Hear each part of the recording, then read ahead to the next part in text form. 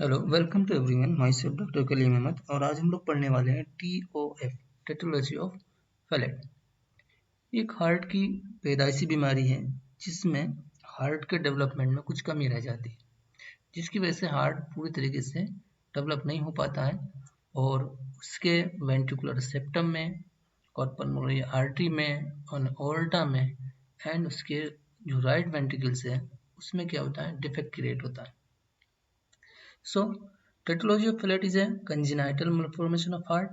It is characterized by ventricular septal defect, pulmonary stenosis, overriding of aorta, and right ventricular hypertrophy. ये बीमारी का जो है, अगर 10,000 लाइव बर्थ अगर हो तो उसमें से 3 बच्चे TOF के हो सकते हैं, या 2,000 बच्चे अगर पैदा हों उनमें से एक बच्चा TOF का हो सकता है, और it is 1 in 10th of all congenital cardiac disease.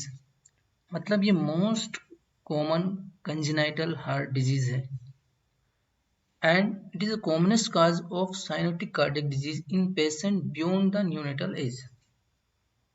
Okay, this one normal heart, this is interventricular septum, right ventricle, left ventricle, this is interventricular septum, this one pulmonary artery and aorta, this is normal heart development। इधर देखें तो जो ये interventricular septum है ये पूरी तरह से डेवलप नहीं हो पाता और इसमें एक गैप रहता है, ठीक है, इसको हम बोलते हैं वेंट्रिकुलर सेप्टल डिफेक्ट। दूसरा जो है, इसे जो राइट वेंट्रिकल है इसकी वॉल जो है वो थिक होती है, यानी इसमें हाइपरट्रोफी होती है। नॉर्मली इस तरह की थिकनेस होती है हार्ट में, लेकिन यहाँ पर थिकनेस जो है वो ज़्यादा होती है, तो राइट वेंट्रिकुलर हाइपरट्रोफी होती है। नेक्स्ट इसमें जो है this one pulmonary artery and its diameter, here pulmonary artery क्या होती है, नैरोविंग होती है, यानी कि पल्मोनरी स्टेनोसिस होती है। फोर्थ इसमें this aorta, aorta normally left side, here then aorta shifted to right, this is called overriding of aorta। So TOF etiology, idiopathic, genetic या मदर विद PKU। PKU मतलब phenylketonuria. Pathophysiology, pathophysiology में ये माना जाता है कि जब heart का एम्ब्रियोनिक डेवलपमेंट होता है तो बल्बर सेप्टम से एओर्टा एंड पल्मोनरी आर्टरी और इंटरवेंट्रिकुलर सेप्टम का डेवलपमेंट सही होता है, लेकिन TOF में ये डेवलपमेंट क्या होता है, एबनॉर्मल होता है। बल्बस कार्डिस क्या है, ये बल्बस सेप्टम जो है ये हार्ट का नॉर्मल डेवलपमेंट है, this one bulbus cordis, here bulbus cordis, और इस तरह से एक नॉर्मल हार्ट का डेवलपमेंट होता है। ओके,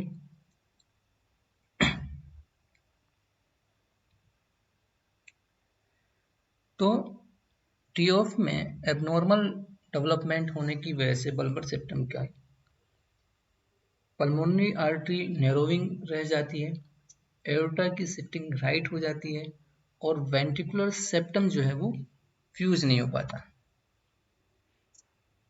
पल्मोनरी आर्टरी स्टेनोसिस जो है वो सब वेल्वुलर भी हो सकती है, this is pulmonary artery, this one valve.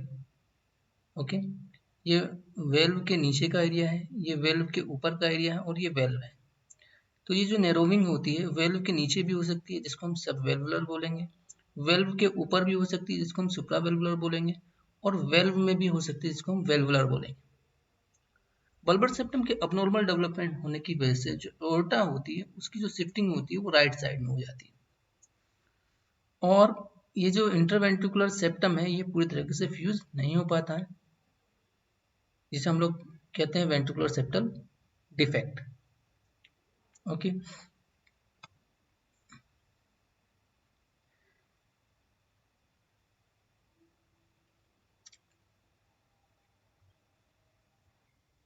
और इन एबनॉर्मलिटी होने की वजह से हार्ट के अंदर right to left shunting start हो जाती है। अब ये राइट टू लेफ्ट सेंटिंग क्या है?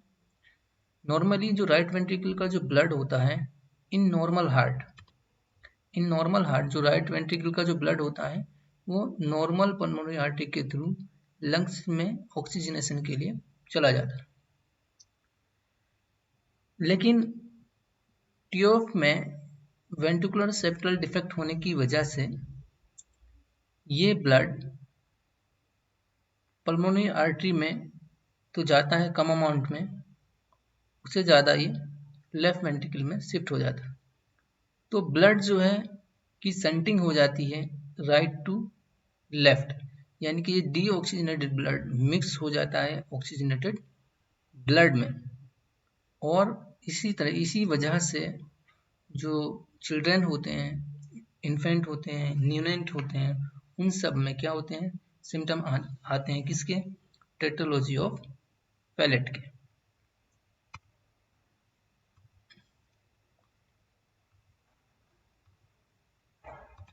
क्लिनिकल फीचर में जो है एक फीचर है साइनोसिस मतलब ब्लूइश डिस्कलरेशन ऑफ बॉडी। तो इसमें होता है ये कि ब्लड में जो ऑक्सीजन है उसका अमाउंट क्या हो जाता है? कम हो जाता है। इसकी वजह टीओएफ में ये है कि राइट टू लेफ्ट शंटिंग शुरू होती है, यानी कि राइट वेंट्रिकल में जो डीऑक्सीजनेटेड ब्लड होता है, वो कहाँ पहुँच जाता है? लेफ्ट वेंट्रिकल में, जिसमें क्या होता है? ऑक्सीजनेटेड ब्लड होता है। तो इस मिक्सिंग होने की वजह से इसमें जब ये लेफ्ट वेंट्रिकल पंप करता है तो ब्लड जब एओर्टा में एंटर करता है तो ऑक्सीजनेटेड ब्लड के साथ साथ डीऑक्सीजन ब्लड की भी एंट्री हो जाती है, और इस तरह से पेरिफेरल ऑर्गन्स को ऑक्सीजन क्या होती है? कम होती है, और साइनोसिस डेवलप होना शुरू हो जाती है। साइनोसिस टीओएफ में तब तक नहीं डेवलप होगी जब तक के राइट टू लेफ्ट शंटिंग ना हो। अगर एक बार राइट से लेफ्ट में ब्लड शंट होना शुरू हो जाए तो साइनोसिस डेवलप होना शुरू हो जाएगी। न्यूनेंट में साइनोसिस जनरली नहीं देखने को मिलती। उसकी वजह यही होती है कि न्यूनेंट में राइट टू लेफ्ट शंटिंग शुरू नहीं होती। एड्रेनर्जिक स्टिमुलेशन की वजह से राइट वेंट्रिकल आउटफ्लो ऑब्स्ट्रक्ट होता है, जिसकी वजह से, और राइट वेंट्रिकुलर ऑब्स्ट्रक्ट फ्लो का मतलब यह है कि पल्मोनरी आर्टरी में ब्लड नहीं जाता लंग्स में और एंटर कर जाता है इसमें लेफ्ट वेंट्रिकल्स में। तो एड्रेनर्जिक स्टिमुलेशन क्या है? जैसे बच्चा रोने लगे या वो फीडिंग करें, तो इन सब में क्या होता है? सिंपैथेटिक सिस्टम स्टिमुलेट होता है और बच्चा क्या हो जाता है? एपिनिक हो जाता है, यानी कि उसको सांस नहीं आती है और अनकॉन्शियस हो जाता है। इस कंडीशन को हम लोग बोलते हैं फैलेट स्पेल। तो फैलेट स्पेल तब डेवलप होता है जब एड्रेनर्जिक स्टिमुलेशन होता है। और एड्रेनर्जिक स्टिमुलेशन क्यों हो सकता है? फीडिंग के दौरान हो सकता है, क्राइंग अटैक की वजह से बच्चा रोने लगे तब हो सकता है, या कुछ और दूसरी सिचुएशन।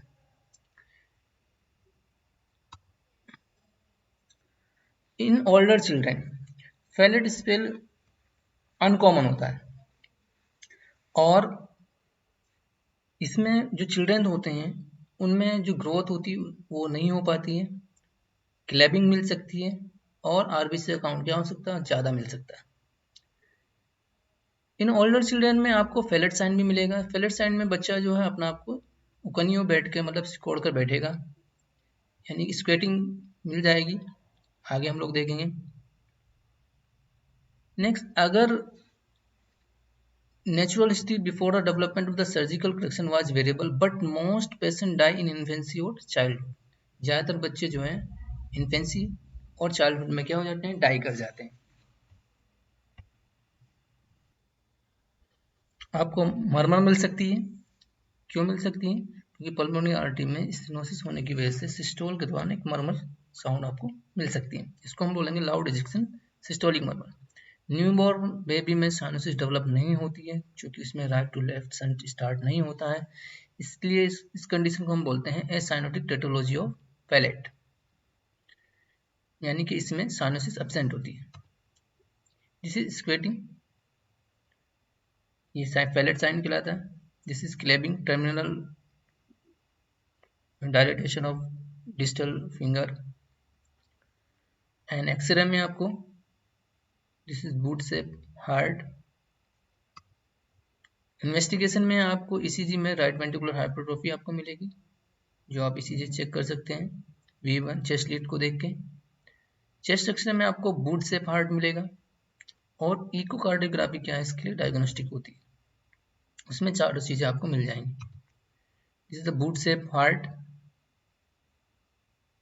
जस्ट लाइक जैसे एक जूता इसमें फिट हो जाए, इसीलिए इसको बोलते हैं बूट शेप हार्ट। ये टेटोलॉजी ऑफ फेलेट का करेक्टरिस्टिक फीचर है। मैनेजमेंट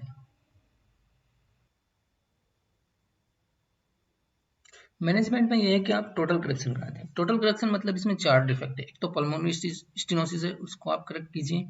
वेंट्रिकुलर सेप्टल डिफेक्ट है, उसको करेक्ट कीजिए। ओवरराइडिंग ऑफ एओर्टा है, उसको करेक्ट करना होगा। और लेफ्ट वेंट्रिकुलर हाइपरट्रोफी।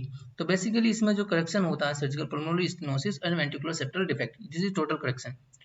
और जो प्राइमरी सर्जिकल करेक्शन होता है वो 5 साल से पहले हो जाना चाहिए। इसमें साइनोसिस को रोकने के लिए एक शंटिंग करते हैं स्पेशल टाइप की, जिसको हम बोलते हैं बेनेलोक्टोसिन शंट बोलते हैं।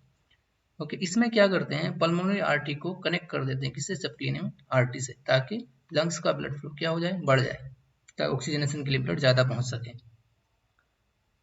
ओके,